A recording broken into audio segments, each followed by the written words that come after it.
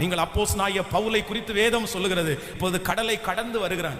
அப்பொழுது விரியன் பாம்பு ஒன்று அவனுடைய கையை கவ்வி பிடிக்குது. உடனே சுற்றி இருக்கிறவங்க எல்லாரும் ஒரு யோசனைக்குள்ள வந்துட்டாங்க. அவனுக்கு இது கை இப்போ கொஞ்ச நேரத்தில் வீங்கிரும், அவனுடைய உதடெல்லாம் வீங்கிரும், அவனுடைய கண்ணெல்லாம் வீங்கிரும். அந்த விஷம் கொஞ்சம் கொஞ்சமாய் உள்ள ஏற ஏற அவன் நுரைய வாயிலிருந்து கக்க போறான். அவன் மயக்கம் அடைஞ்சு விழுந்த போதான் சடுதியிலே அவன் உயிர் அவனை விட்டு போக போகுது அப்படின்னு எல்லாரும் பார்த்து கொண்டிருக்கும் போது கர்த்தர் அவங்களுடைய சிந்தனையை மாறுதலாய் முடிய பண்ணினார்.